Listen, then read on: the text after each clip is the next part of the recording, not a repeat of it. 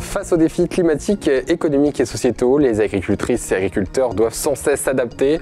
Pour les accompagner dans cette transformation, la Chambre d'agriculture Haut-Haute-Marne joue un rôle clé. Écoute, proximité, accompagnement personnalisé. On en parle dans Entreprendre.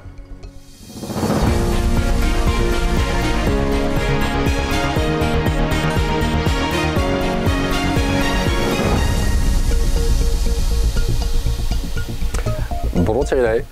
Bonjour. Vous êtes le président de la Chambre d'agriculture de la Haute-Marne et avec nous aujourd'hui pour parler justement d'un rôle de la Chambre au quotidien dans celui de vos ressortissants. Quels sont finalement selon vous les défis auxquels doivent faire relever les agriculteurs de notre territoire ? Alors le rôle d'une chambre d'agriculture, c'est un accompagnement de tous les producteurs de toutes les agricultures sur le territoire. Alors, en ce qui concerne le territoire haut-marnais, les défis que doit relever déjà l'agriculture, c'est remplir pleinement son rôle de producteur, de production. Les agricultures doivent différentes que l'on a sur les territoires doivent être en mesure de pleinement satisfaire ce défi premier qui est la production. Et ensuite, effectivement, nous sommes des acteurs du vivant, on a l'habitude de dire, c'est-à-dire que ce soit avec des animaux ou des végétaux, on doit s'adapter de plein fouet à ce qu'est le climat aujourd'hui, c'est-à-dire son évolution. Et donc ça, c'est déjà peut-être un des grands défis que l'on doit faire, c'est-à-dire dans cet accompagnement des producteurs, les chambres d'agriculture doivent techniquement accompagner nos producteurs pour s'adapter soit à des excès d'eau, soit à des excès de température. Et agir face à cette évolution subie. Oui. Et donc c'est de la technique, c'est de l'innovation. Voilà, c'est aller chercher les outils qui peuvent faire face à ce défi. Voilà, c'est déjà la première phase, c'est ça, cet accompagnement face à cette situation. Vous avez récemment pris vos fonctions, vous, à la tête donc, de cette chambre de la Haute-Marne. Alors, quelles sont finalement les orientations que vous prenez pour votre mandat à venir ? Alors, les orientations, ils sont multiples, hein, mais déjà, dans un premier temps, on a... Moi, dans les priorités, je dirais que c'est déjà ce regard qu'on peut avoir sur le renouvellement des générations. C'est un peu ce qui ressort aujourd'hui sur la globalité de nos interventions. C'est-à-dire qu'aujourd'hui, le schéma, c'est 55% des agriculteurs ont plus de 50 ans. On a un repreneur pour 3 départs aujourd'hui. Alors, c'est un peu global, c'est au niveau français, mais... Il faut réfléchir à la suite. Il faut réfléchir à la suite. Donc, il y a déjà ce point-là. Après, on a l'accompagnement qu'on doit faire, comme je vous le disais, auprès des agriculteurs. Donc là, il y a tout ce pan technique, agronomique, que l'on doit relever, mettre à disposition. On est une structure aussi d'accompagnement de projets. Donc quand les producteurs veulent se diversifier on se doit de mettre en face des services pour les accompagner dans ces nouveaux défis. Donc c'est ça qu'on est en train de mettre en place aujourd'hui en ce début de mandat, quoi. Un mandat que vous voyez aussi avec un peu plus de proximité. Justement, quels sont concrètement les exemples que vous avez d'engagement dispositif qui témoignent de cet accompagnement de terrain dont vous nous parlez?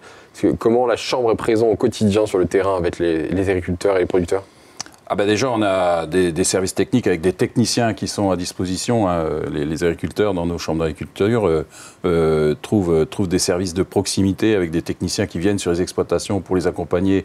Alors, pour améliorer leurs pratiques, par exemple, d'un point de vue économique et parfois environnemental, parce qu'on a aussi ce rôle où on décline des politiques, qu'elles soient régionales ou nationales, à travers des mesures agro-environnementales qui sont à disposition des agriculteurs. Donc, comment on les met en place? On a des techniciens qui viennent sur les exploitations ou des agriculteurs qui viennent voir la Chambre d'agriculture et là, on met en place des plans pour les accompagner.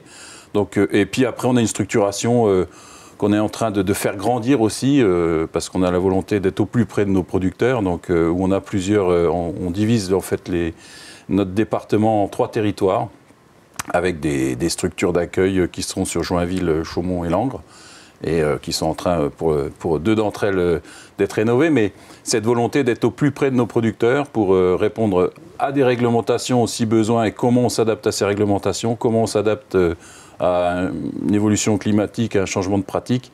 Et puis, voilà, aussi pour tout ce mode projet que pourrait avoir envie de développer les aigris. Ces projets, il y a aussi un projet notamment de mutualisation de certains process, justement, à travers un dispositif, celui de Interaction. Quels sont les bénéfices concrets pour les agriculteurs de ces départements, donc notamment de la Haute-Marne? Dans l'interaction, moi, ce que j'y vois, c'est un partage de compétences. C'est-à-dire que être agriculteur aujourd'hui, c'est un métier qui nécessite de plus en plus de compétences. C'est-à-dire qu'on doit être bon en technique agricole globale, on doit être bon en gestion, on doit être bon, pourquoi pas, en mécanique, en électricité, en ce que vous voulez, et en gestion. Et il faut être bon partout. Il faut être bon un peu, c'est un métier complet, ouais. Et avec des acteurs qui sont du coup peut-être plus exigeants enfin, l'évolution de notre métier nous a poussé vers de l'exigence.